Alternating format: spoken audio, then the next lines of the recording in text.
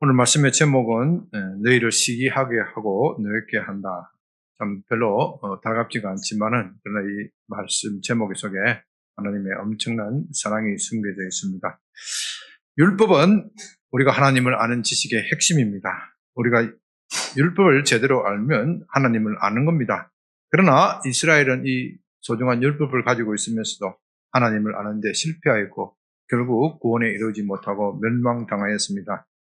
어떻게 율법을 가지고 있으면서 하나님을 알지 못한다는 말입니까? 우리가 이것을 제대로 이해하지 못하면 유대인들이 왜 예수 그리스도를 십자가에 못 박았는지 이해할 수가 없습니다.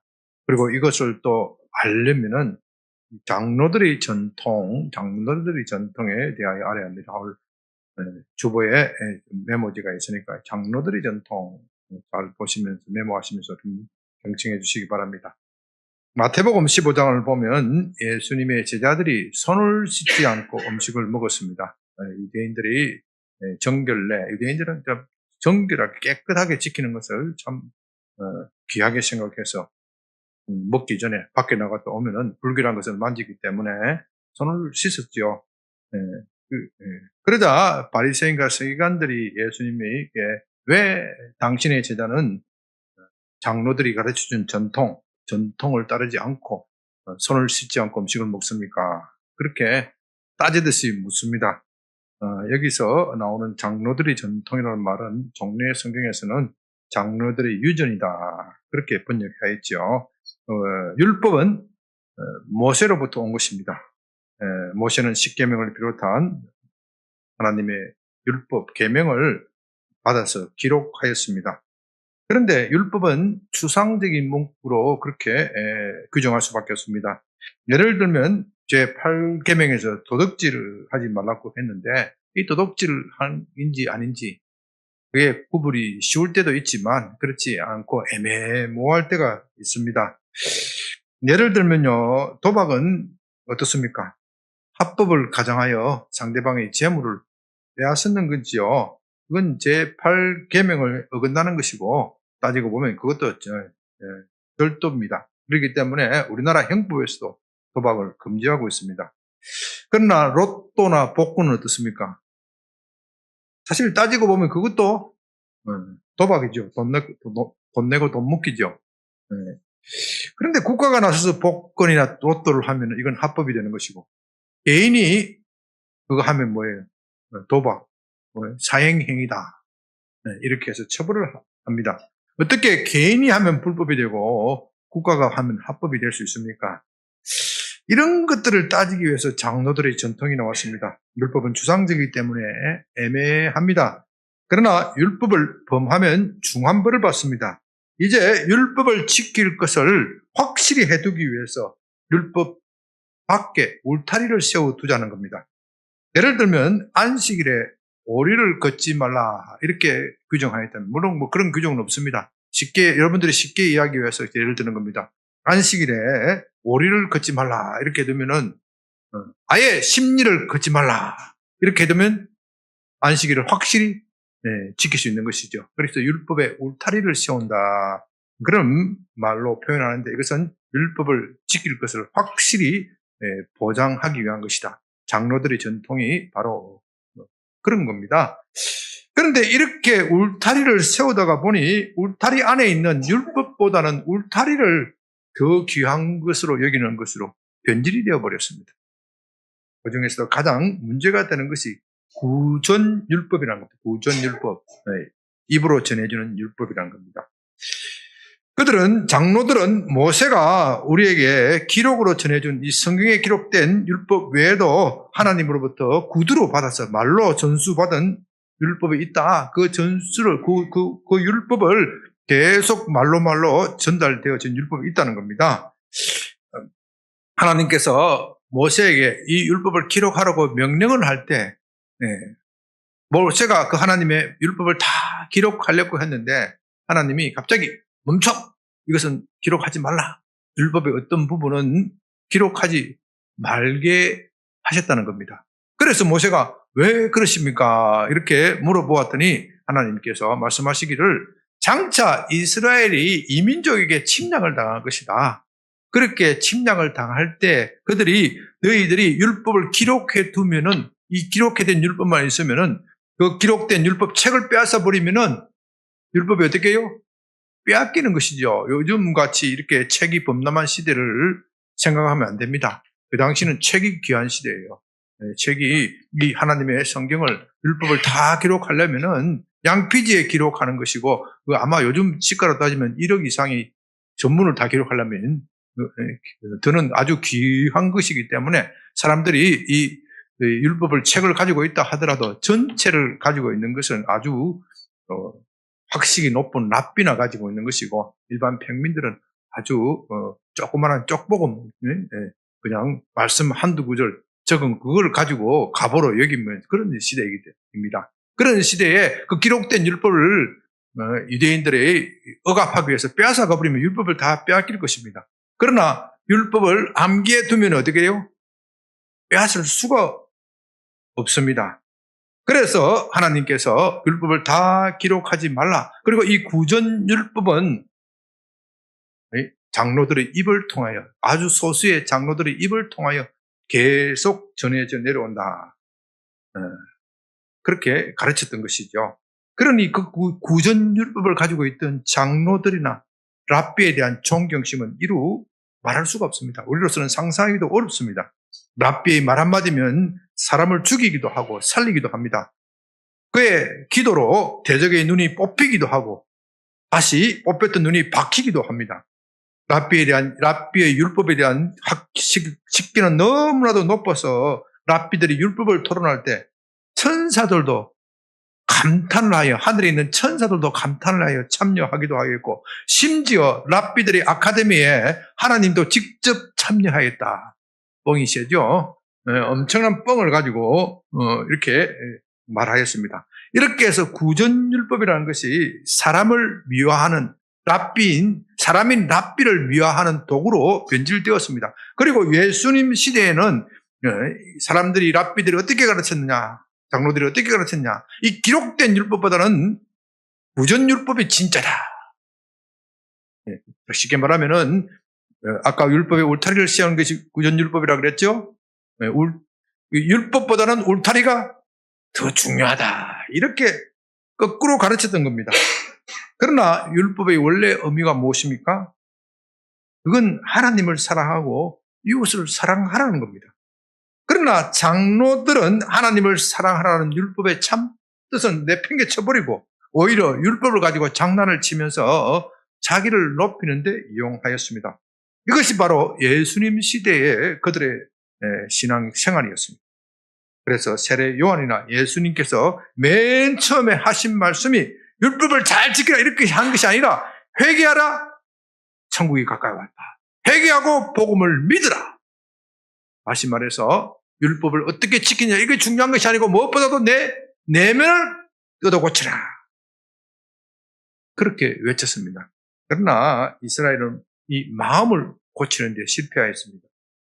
하나님은 그들의 마음을 고치기 위해서 엄청난 징벌을 내렸지만 그들은 여전히 깨닫지 못하고 징벌을 받으면 받을수록 더욱더 마음의 문을 굳게 닫고 외형지 울타리에 고집하게 됩니다. 예수님이 그들의 그런 죄를 지적하자 그 소리를 듣지 않기 위해서 아예 그 소리를 듣지 않기 위해서 예수님을 십자가에 못 박았습니다. 그런 그들은 더 이상 가망이 없습니다. 하나님도 공의를 실현하기 위해서 어쩔 수 없이 그들에게 가혹한 형벌을 가해야 합니다. 그래서 그들은 아주 심한 벌을 받게 되죠. 예루살렘 성전은 철저하게 파괴되고 2000년 동안 나라가 없이 전 세계를 떠돌아다닙니다. 그런 것을 볼 때 이제 그들은 완전히 망했다. 완전히 망한 것 같습니다. 그러나 그것이 끝이 아니라는 겁니다. 성경의 모든 메시지는 폐허가 된 그 자리에서 다시 움이 트고 다시 삭이 트고 다시 희망을 노래하고 있습니다. 하나님은 그들의 마음을 고치기 위하여 반전의 드라마를 펼치시고 지금도 그 반전의 드라마가 계속되고 있습니다. 여러분은 오늘 본문을 보면서 하나님의 반전의 드라마 그것을 이해하시기를 바랍니다. 10장 13절입니다. 그런지 누구든지 주의 이름을 부르는 자는 구원을 받으리라. 그런즉 그들이 믿지 아니한 일을 어찌 부리리요? 듣지도 못한 일을 어찌 믿으리요? 전파하는 이가 없이 어찌 들으리요? 누구든지 주님의 이름을 부르는 사람은 구원을 얻습니다. 우리는 이것은 너무나도 귀에 익숙하지만 이건 유대인들에게는 도저히 받아들일 수가 없습니다. 어떻게 유대인과 헬라인이 똑같다는 말인가? 유대인과 이방인이 똑같다는 말인가? 유대인은 특별한 민족이다. 이 말씀은 그들에게는 도저히 받아들일 수가 없습니다. 그러나 주의 이름을 부른다는 것은 입술로 예수님이 나의 구주라고 고백하는 것은 아닙니다. 예수님이야말로 나의 삶의 전체이고 주인이라고 고백할 뿐만 아니라 그것을 직접 삶으로 살아내는 겁니다. 마음에도 없이 주님의 이름을 부른다고 해서 구원받는 것이 아닙니다. 참으로 안타까운 것은 오늘날 교회에 주님의 이름을 부른다는 것이 무슨 의미인지 제대로 가르치지 않는다는 것입니다. 그래서 많은 성도들이, 많은 사람들이 입으로 예수님을 고백하기만 하고 그렇게 하면 구원을 받은 것이고 그것으로 모든 것이 끝난 것이다. 그렇게 착각합니다. 그러나 그것은 주의 이름을 부르는 것이 아닙니다. 우리가 오늘 본문을 생각할 때 당시의 시대적 배경을 생각해야 합니다. 로마서는 로마에 있는 성도들을 위하여 쓰여진 것이고 로마는 당시 세계 제국의 수도입니다. 로마 황제는 그야말로 살아있는 신입니다. 그 살아있는 신이 현현하는 그 자리에서 주님의 이름, 예수가 주라고 하는 겁니다. 다시 말해서 로마 황제가 주라고 하는 그런 사상으로 가득 찬 세상에서 그것이 아니야! 나사렛 예수가 주라고 고백하는 겁니다. 그러니 어떻게 이것이 쉬울 수 있습니까? 잘못하면 사회적으로 따돌림받고 순교를 당할 수도 있습니다. 그런 분위기에서 어떻게 쉽게 예수가 주라고 말할 수 있겠습니까?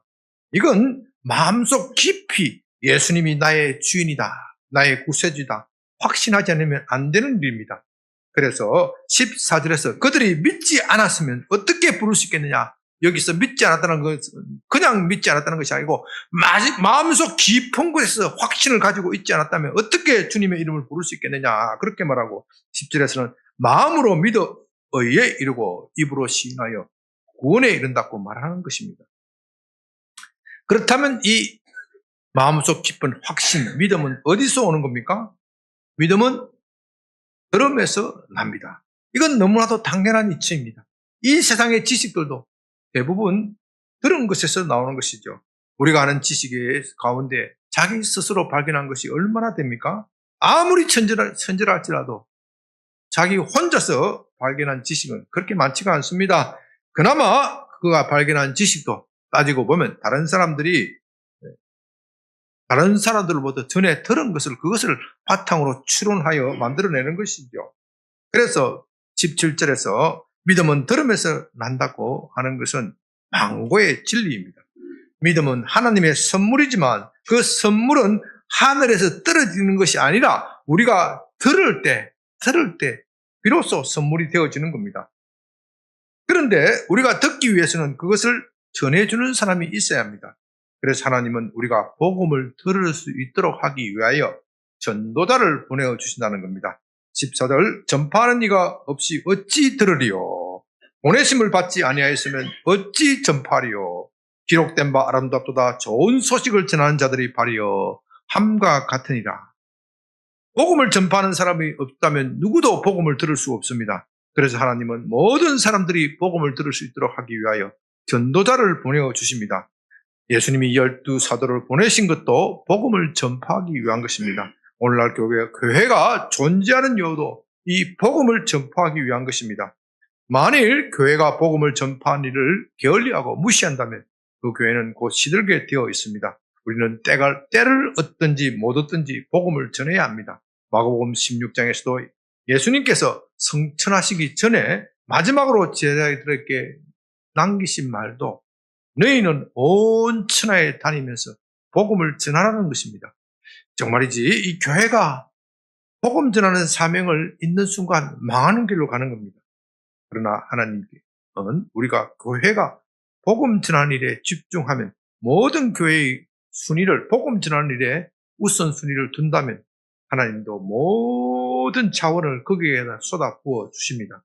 귀신을 쫓아내고 기적을 행하고 병을 고치는 능력과 권세를 주실 뿐만 아니라 재물과 세상에 필요한 모든 것도 다 주십니다. 저는 여러분의 삶의 가장 우선순위가 복음 전하는 일이 되기를 간절히 바랍니다. 물론 이것은 쉬운 일이 아닙니다. 대한민국은 자유로운 나라라서 직장에서 쫓겨나지는 않겠지만은 무시를 당할 수도 있고 심지어 이상한 사람 취급받아서 왕따를 당하기도 쉽습니다. 그러나 모든 일에 복음 전하는 일을 제일 우선순위로 두는 사람은 반드시 성공합니다. 이건요, 제가 한평생 살면서 수도 없이 목격한 일입니다. 왜냐하면 복음 전하는 사람은 나쁜 짓을 할 수가 없기 때문입니다. 나쁜 짓을 하면 복음이 전화됩니까? 안 됩니까? 안 되지요. 그렇기 때문에 전도자는 나쁜 짓을 하지 않습니다. 물론 이런 일에 실패할 때도 있습니다. 전도자라고 해서 어떻게 말씀대로 다 살 수 있겠습니까? 그러나 복음 전하는 일에 우선순위를 두는 사람은 얼른 나쁜 짓을 그만두고 돌이킵니다. 이것이야말로 울타리지요. 복음 율법을 지키는 울타리가 뭐라고요? 확실한 울타리가 장로들의 유전이 아니고 뭐라고요? 복음 전하는 거예요. 복음 전하는 일이 여러분을 지키는 거예요. 네? 복음 전하는 일이 여러분을 모든 악에서 지키는 겁니다. 왜냐하면 하나님은 그 전도자를 지켜주실 것이기 때문에요. 장로들의 유전이 울타리가 아니고요. 뭐가 울타리라고요? 복음 전하는 것이 울타리입니다. 그는 직장에서 남이 보든지 않든지 성실하게 일할 것입니다. 그렇게 성실하게 일하지 않으면 어떻게 복음이 전해질 수 있겠습니까? 그런 사람들은 결국 사람들의 신뢰를 받아 성공하게 되어 있습니다. 남이 보는 앞에서 일 열심히 하고 보지 않는 데서 일 열심히 하지 못한 그런 얌체 누가 쓰겠습니까? 복음 전하는 사람은요 그렇게 살지 않습니다. 그렇게 살면 내 어깨에 예수님의 명예가 있는데 어떻게 그렇게 살 수 있겠습니까? 남이 보든지 보지 않든지 내 일에 충실할 뿐만 아니라 그것보다 더 많이 일을 하는 겁니다. 그렇게 하면은 다 상사들이 그를 귀하게 쓰게 되어 있습니다. 그래서 아름답도다 복음 전하는 자들이여 복음 전하는 자들의 발이여 그렇게 노래를 부르는 겁니다. 하나님은 복음 전하는 자들을 귀히 여기시고 그들을 종기로 세워주십니다. 우리는 세월이 어떻다 그런 핑계 대지 말고 때를 얻든지 못 얻든지 복음 전하는 여러분이 되시기를 바랍니다. 16절 그러나 그들이 다 복음을 순종하지 아니하였도다. 이사야가 이르되 우리가 전한 것을 누가 믿었나이까 하였으니 그러므로 믿음은 들음에서 나고 들음은 그리스도의 말씀으로 말미암았느니라. 그러나 이스라엘은 복음에 순종하지 않았다는 것입니다. 예수 그리스도를 십자가에 못 박았을 뿐만 아니라 그들 후손 역시도 복음을 거부하고 있습니다. 지금도 거부하고 있습니다. 예수님이 부활하셨고 성천하셨다는 말을 들어도 여전히 순종하지 않고 있습니다. 그렇다면 우리에게 이런 의문이 생깁니다. 믿음은 들음에서 난다고 하였는데 그들은 분명히 들었는데 어떻게 복음에 순종하지 않고 믿지 않을 수 있습니까? 어떻게 이런 일이 있을 수 있습니까? 그들이 듣지 못한 것입니까? 이 문제에 답하기 위하여 사도는 이사야의 말을 원용하고 있습니다. 우리가 전한 것을 누가 믿었나이까? 이것은 이사야의 한탄이죠. 이사야에서 53장 1절 우리가 전한 것을 누가 믿었느냐? 여호와의 팔이 누구에게 나타나느냐? 그 말은 전도자인 이사야의 말을 사람들이 믿었다는 말입니까? 믿지 않았다는 말입니까? 믿지 않았다는 말입니다. 전도자는 복음을 전하는 짓만은 사람들은 믿지 않는 것은 이사야의 때도 있었고 지금도 있고 앞으로도 그럴 것이라는 겁니다. 그러니까 너무 실망하지 말라는 겁니다. 그 일은 옛날에도 있었고 지금도 있고 앞으로도 그럴 것입니다. 그래도 우리는 복음을 전해야 합니다. 그것이 이사야의 사명이고 교회의 사명이고 우리의 사명이라는 겁니다. 왜냐하면 그래도 복음을 듣는 사람은 있다는 겁니다. 이제 그들이 듣지 않는 이유에 대하여 17절에서는 이렇게 말합니다. 믿음은 들음에서 나고 들음은 그리스도의 말씀으로 말미암았느냐. 그렇다면 그들이 듣지 못하였습니까? 아닙니다. 그들은 복음을 들었습니다. 그런데도 듣지 않았습니다. 그런데도 믿지 않았습니다. 그런데 본문을 여기에 대해서 그들이 듣지 않았다고 말합니다. 이제 그 이유가 무엇인지 이해가 됩니까? 그들은 마음으로 듣지 않았고 귀로만 들었기 때문입니다. 이사야서 53장은 메시아의 고난을 예언한 아주 유명한 장이죠. 여러분들이 집에 돌아가셔서 꼭 시간을 내어서 이 장을 읽어보시기 바랍니다. 거기에 예언된 내용은요, 너무나도 예수님의 삶과 죽음에 꼭 일치합니다. 몇 구절만 제가 읽어드립니다. 그런 많은 땅에서 나온 줄기와 같이 볼품도 없고 고운 모양도 없다. 사람들이 멸시를 받아 많이 고생당한다. 그는 질고를 지고 우리의 슬픔을 당하였지만 우리는 그가 하나님으로부터 징벌을 받는다고 생각했다. 그러나 그가 찔림은 우리의 허물 때문이고 그가 상함은 우리의 죄악 때문이다. 그가 징계를 받음으로 우리가 평화를 누리고 그가 채찍에 맞음으로 우리는 나음을 받았다. 이것이야말로 예수님의 십자가의 사건을 그대로 말하고 있습니다. 그러나 유대인들은 그런 메시아를 믿을 수가 없었습니다. 그와는 반대로 예수가 메시아라면 십자가를 질 리가 없다. 그렇게 생각했다는 겁니다. 십자가는 저주의 상징입니다. 율법에 의하면 나무에 달린 사람은 저주받은 사람입니다. 하나님의 저주를 받아 나무 십자가에 달려 죽은 사람이 어떻게 우리의 구세주, 우리의 메시아가 될 수 있습니까? 그들의 마음속에는 이런 생각으로 가득 차 있습니다. 그러나 그들이 가지고 있는 성경에 예수는 고난의 종, 십자가에 매달리고 고난을 받을 것이다. 그렇게 예언을 하고 있습니다. 그렇게 말하는데도 불구하고 그들이 왜 이사야에서 23장을 이해하지 못합니까? 무엇 때문에요? 장로들의 전통, 장로들의 정통, 다시 말해서 구전율법이 그들의 귀에 이미 덧세워져 있기 때문에 그들이 아무리 복음을 들어도 이 구전율법을 통하여 복음을 듣기 때문에 마음속 기쁜 것까지 들어가지가 않는 거예요.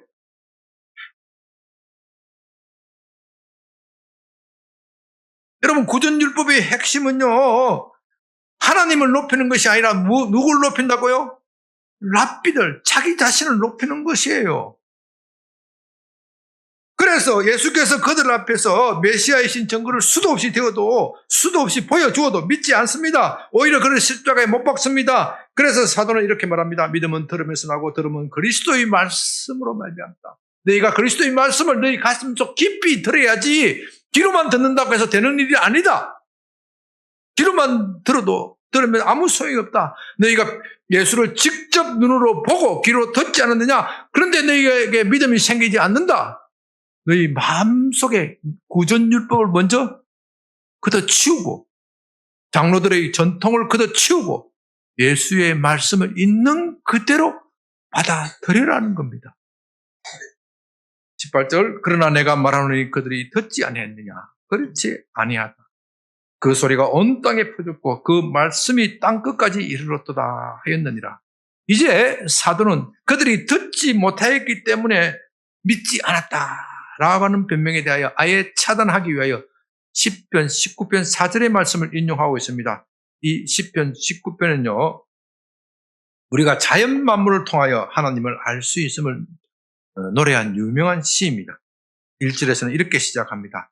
하늘이 하나님의 영광을 선포하고 궁창이 우주가 그의 손으로 하신 일을 나타내는도다.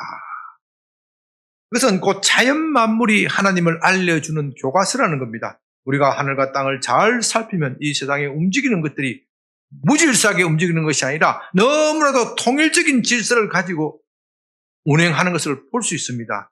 그것이 어떻게 우연으로 그렇게 될 수 있습니까? 그것이 우연으로 그렇게 된다 하는 사람은 정말 미친 사람일 겁니다. 정신 나간 사람일 겁니다. 따라서 우리는 자연 만물을 잘 관찰해도 거기에는 조물주고 창조주가 계시다. 창조주 하나님을 알 수가 있습니다. 그래서 4절에서는 그의 소리가 온 땅을 통하고 그 말씀이 세상 끝까지 이르렀다. 그렇게 노래하고 있습니다. 그러니까 하나님의 살아계심은 너희가 조금만 주의를 해도 모든 사람이 다 알 수 있다. 그런데 여기에 더하여 유대인들에게는 특별한 은총이 주어졌습니다. 자연 만물을 통하여 우리가 하나님을 아는 것을 일반 계시라고 하고요. 특별히 하나님께서는 유대인들에게 특별한 계시를 주셨다는 겁니다. 모세를 통하여 율법을 주셨고 선지자들을 통하여 하나님의 뜻을 알려주셨습니다. 직접 계시하였습니다. 그래도 그들이 믿지 않았다는 겁니다. 여기에 대해 21절은 이렇게 말합니다. 이스라엘에 대해 이르되 순종하지 아니하고 거슬려 말하는 백성에게 내가 종일 내 손을 내밀었노라. 이 말씀 역시 이사야서 65장 2절을 인용한 것입니다. 하나님은 유대인들이 불순종함에도 불구하고 그들에게 계속 손을 내밀었다는 겁니다. 내게 오라 손을 내밀었습니다. 하루 종일 내밀었다는 겁니다. 그래도 그들은 하나님의 부르심에 답하지 않고 자기를 고집합니다. 그렇다면 그들이 악착같이 하나님을 부인하는 이유가 무엇입니까? 그 이유는 그들 마음속에 하나님께 복종하고 싶은 마음이 없었기 때문입니다. 그들은 구전율법이라는 것을 가지고 하나님보다는 사람을 높였습니다. 바로 사람을 높이는 그 마음 때문에 메시아이신 예수님을 직접 눈으로 보고 직접 귀로 들어도 믿지 않았던 겁니다. 예수님이 죽은 자를 살리는 것을 보았고 머리떡 5개와 물고기 2마리로 5,000명을 먹이실 때 그 자리에 직접 있고 함께 먹었음에도 불구하고 예수님의 메시아이심을 믿지 않았습니다. 왜냐하면 예수님이 보여준 메시아는 자기들의 욕심, 자기들의 허용을 채워주시는 분이 아니기 때문입니다. 예수님은 자기를 높이는 것이 아니라 하나님을 높였습니다. 예수님의 일생 사역의 모든 것이 초점이 하나님을 높이는 데 중점이 있습니다. 그 하나님을 높이는 메시아가 싫었습니다. 그런 메시아보다는 자기를 부자가 되게 하고 자기를 이 세상에서 출세하게 하고 자기를 높여주는 그런 메시아를 원하였습니다. 그런 메시아를 보내달라 하면서 예수님을 십자가에 못 박았던 것입니다. 19절 그러나 내가 말하노니 이스라엘이 알지 못하였느냐. 먼저 모세가 이르되 내가 내 백성 아닌 자로서 너희를 시기하게 하며 미련한 백성으로서 너희를 노엽게 하리라 하였고 이사야는 매우 담대하여 이르되 내가 나를 찾지 않은 자들에게 찾은 바 되고 내게 묻지 않은 자들에게 나타났노라 말하였고 이 19절에서 이스라엘이 알지 못하였느냐 하는 말은 이스라엘이 어떻게 메시아를 알아보지 못하였느냐 그런 뜻입니다. 그 이유는 뭐라 그랬죠? 그들 마음속에 하나님을 하나님으로 인정하기 싫었기 때문입니다. 이건 참 난감한 일이죠. 그들은 입만 열면 하나님을 최고로 공경한다. 하나님을 최고로 높인다. 그렇게 말했습니다. 그러나 실상은 하나님을 공경하지 않았습니다. 그래서 예수님은 이 이사야의 말씀을 인용하면서 그들이 입술로는 하나님을 공경하지만 마음으로서는 내게 멀었다. 마음으로는 내게 나를 공경하지 않았다. 그렇게 책망하셨죠. 이제 하나님은 그들의 미션에 지쳤습니다. 그래서 그들을 버리고 그 대신에 이방인을 구원하기로 작정하셨습니다. 그런데 사도는 이런 일이 어느 날 갑자기 일어났던 것이 아니라 이미 역사 속에서 예견되었던 일이다. 그렇게 말합니다. 그들이 가장 존경하는 모세, 그들에게 율법을 주는 모세가 그렇게 예언하였다고 말하면서 자신의 주장을 논증하고 있습니다. 19절은 신명기 32장 21절을 인용한 것입니다.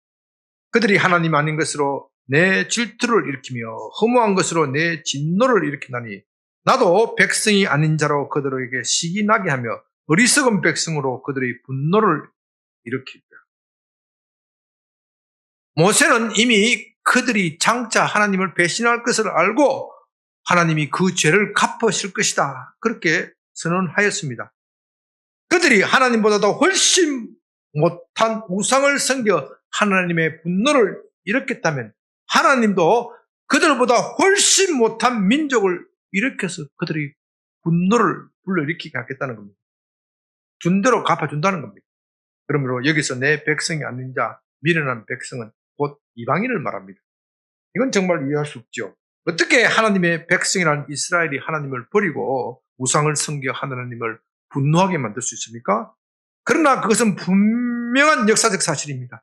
문제는 이스라엘이 그것을 깨닫지 못하고 있다는 겁니다. 아니, 자기들은 하나님을 잘 섬기고 있다고 착각하고 있는 겁니다. 그들이 그렇게 자랑하던 율법이 그 증거라는 겁니다. 율법의 핵심은 하나님을 사랑하는 것입니다.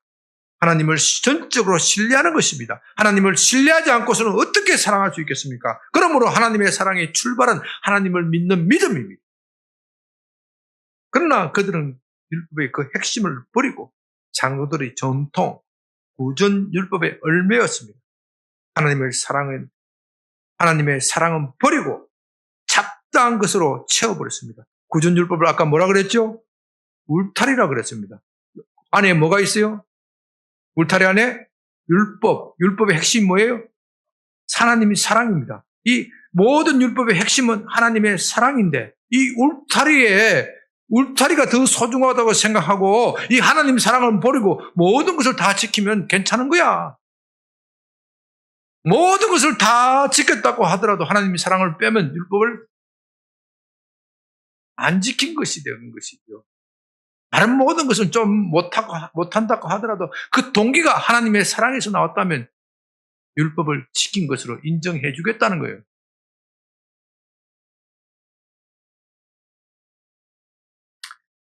그들의 행위는 율법을 지키는 것이 아니라 하나님을 업신여기는 것입니다. 이제 하나님도 그들에게 보복할 것입니다. 이스라엘을 버리고 이방인들을 하나님의 백성으로 만들어 그들의 분노를 불러일으킬 것입니다. 그들이 아니라 이방인들과 함께 계심으로써 그들의 불같은 질투를 불러일으킬 것입니다.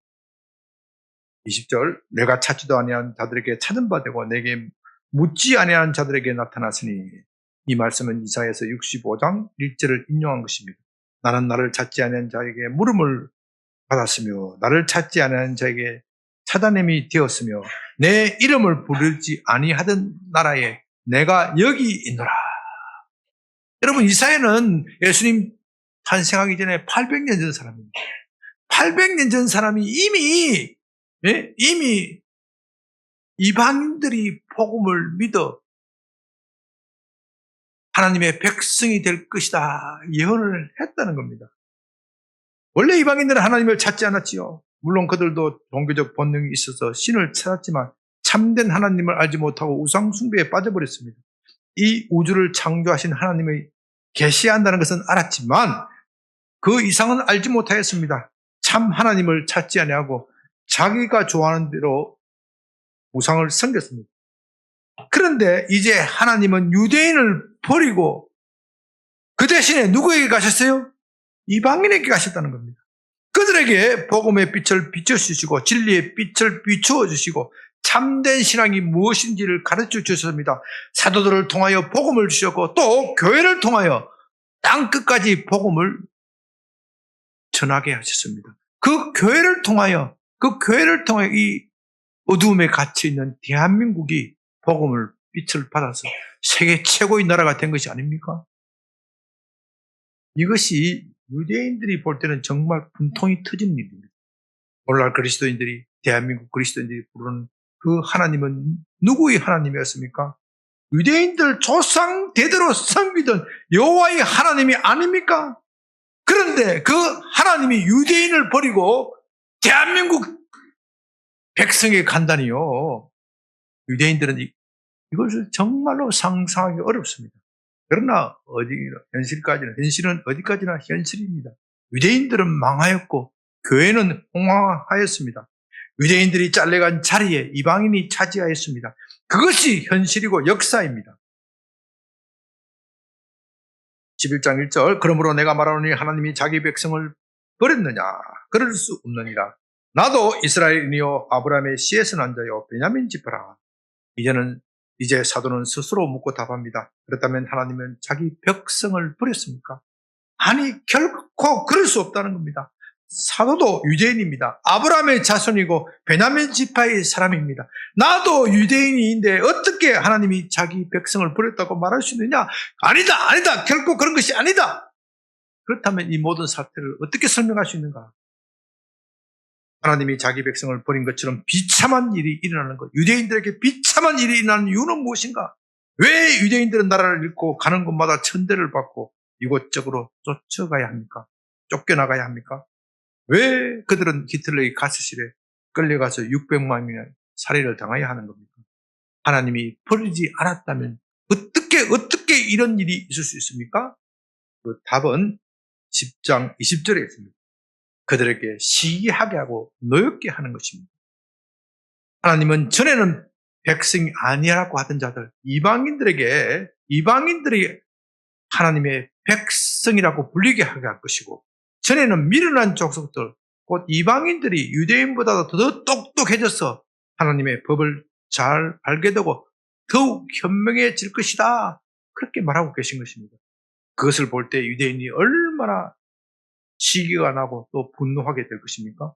쉽게 말하면요, 원래의 자식은 쫓겨나고 옆집에 버려진다. 그와 같은 그 아이가 그 집 아들 자리를 차지하여서 아버지라고 부른다면 원래의 자식이 얼마나 열불나겠습니까? 분통이 터지겠습니까?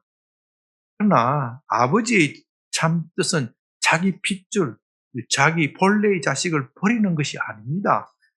그렇게 해서라도 망나니와 같은 자식의 못된 버릇을 고쳐주고자 하는 겁니다. 그와 같이 하나님이 유대인들을 버리는 것은 본심이 아니라는 겁니다. 그렇게 해서라도 그들로 하여금 어떻게 해요? 돌이키게 하려는 겁니다. 여기에 대해서는 다음 주에 계속 살펴봅니다.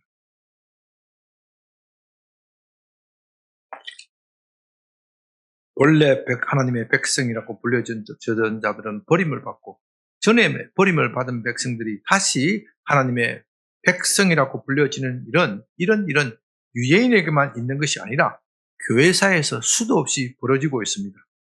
교회사를 볼 때 지금의 중동 지역은 복음이 발생한 지역입니다. 팔레스타인에서 시작되어서 터키, 이집트, 이라크, 페르시아, 중동 전역이 그야말로 요즘 말하면 복음화가 다 되었다 할 정도로 복음이 융숭하였습니다. 그러나 지금의 중동 지역은 어떻습니까? 한때 이것이 복음의 발생지다, 융숭했다. 그렇게 믿기 어려울 정도로 그 흔적조차도 찾기 어렵습니다. 그 대신에 오늘날 교회의 가장 큰 대적자, 적그리스도라고 말하는 무슬림들이, 이슬람이 그 지역을 장악하고 있습니다. 왜 이런 일이 일어났습니까? 그 이유는 그 지역의 교회가 부패했기 때문입니다. 교회 지도자들이 제 할 일을 하지 않기 때문에 그 나라가 멸망하였습니다. 이슬람이 터키나 이집트, 중동 지역을 장악할 때 대다수의 군정들이 그들을 반겼습니다. 왜냐하면 기존 지배계층은 너무나도 타락하고 부패하였고, 교회 또한 이 정치 권력과 결탁하여 국민들을 착지하는 그런 기구로 변질되었기 때문입니다. 마치 러시아가 멸망하기 전에 러시아의 사람들이 볼셰비키 혁명을, 공산주의를 반겼던 것이나 마찬가지입니다. 황제로부터 너무나도 착지당하고, 또 러시아 정교회가 황교가 착지당하는 것을 지적도 하고 잘한다고 박수 치니까 교회에다 등을 돌려버린 거예요. 그래서 러시아가 그렇게 망해버리고, 지금도 얼마나 러시아 사람들이 정의를 얼마나 고생하고 있습니까?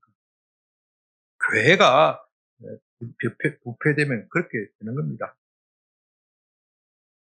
그래서 복음은 계속 서쪽으로 넘어갑니다. 마침내 네덜란드와 영국을 퍼졌고, 그들이 복음을 받아들여 세계 최고의 강국을 이루었습니다.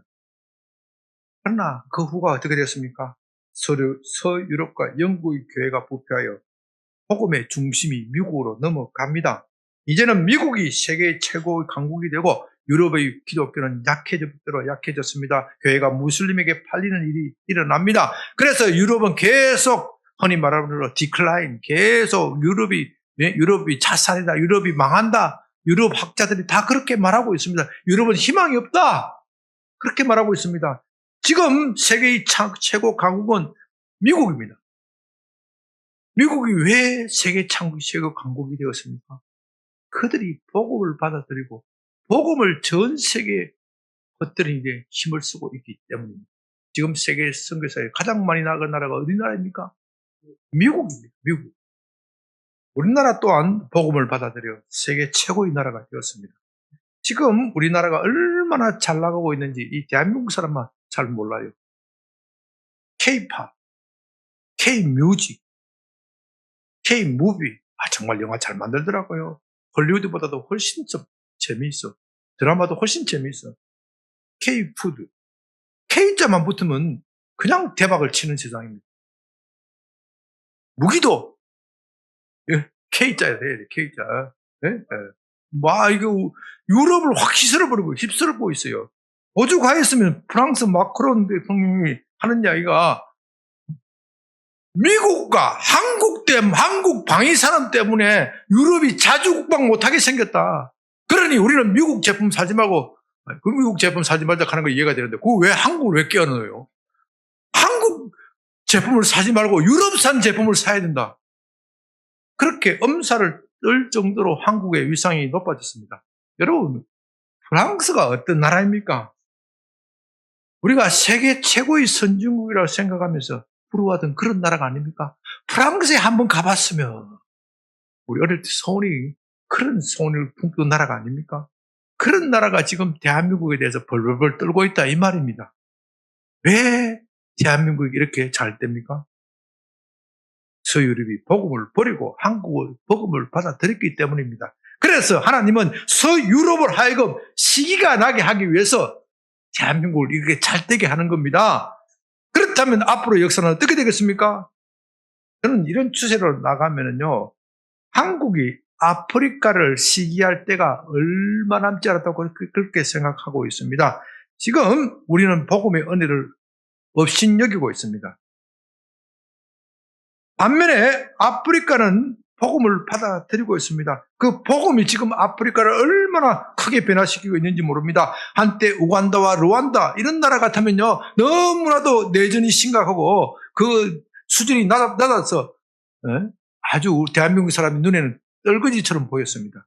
그러나 지금 그 나라들이 놀랍게 복음 때문에 변하고 있습니다. 그 대신에 지금은 아직은 괜찮은 것 같지만 대한민국은 망하게 생겨버렸습니다. 당장 저출산 때문에 망하게 생겼습니다. 사람들이 일을 하지 않습니다. 그저 국가로부터 돈 타내는 것, 여기에만 관심을 쏟아 가지고 있습니다. 이런 나라가 얼마나 가겠습니까? 그러나 감사한 것은 대한민국이 망하는 것은 하나님의 본심이 아닙니다. 대한민국이 아프리카에 대하여 시기가 나게 하여 다시 하나님께 돌이키게 하는 것이 하나님의 본래의 목적입니다. 그러니까 아무것도 하나님의 사랑을 저지할 수가 없습니다. 이것이 바로 역사를 움직이는 하나님의 섭리이고 하나님의 원리입니다. 이런 원리는 나라와 나라 사이에만 적용되는 것이 아닙니다. 개인들 사이에도 얼마든지 적용됩니다. 한때 예수를 잘 믿어 융숭한 가문이 예수를 버렸기 때문에 망한다든지 한때는 지독한 불신에 있던 가정이 예수님을 구주로 모시고 회복되어 성공한 일, 그건 너무나도 가정사에서도 많이 일어나는 일입니다. 왜 그런 일이 난다고요? 시기나게 하고 노엽게 해서 다시 하나님께 돌이키게 하려 하는 겁니다. 이제 저와 여러분은 정신을 차려야 합니다. 하나님은 언제나 복음을 중심으로 역사를 움직여 나가십니다. 저와 여러분이 복음을 귀히 여긴다면 하나님이 여러분을 높이실 것입니다. 그러나 여러분이 복음을 우습게 여긴다면 하나님도 여러분을 경멸하실 것입니다. 복음을 사랑하시기 바랍니다. 복음을 중심으로 사시기 바랍니다. 그래서 복음 안에서 주시는 하나님의 복을 마음껏 누리는 여러분이 되시기를 바랍니다. 아버지 하나님 감사합니다. 우리 대한민국이 복음 때문에 어둠 속에 있던 대한민국이 복음 때문에 빛을 얻어서 얼마나 잘 되는 나라가 되었습니까? 온 세계가 배우고 싶어하는 나라가 되었습니다. 이 모든 것은 복음 때문입니다. 그러나 우리 시대에 와서 우리의 다음 세대들이 복음을 멸시하고 경멸하고 있는 풍조가 있으니 심히 걱정됩니다. 어쨌든 간에 우리 시대에 사는 사람들이 다음 시대에 이 복음을 잘 전달하여 우리 다음 세대도 계속 복받는 나라가 되게 하여 주시옵소서. 예수님의 이름으로 기도드립니다. 아멘.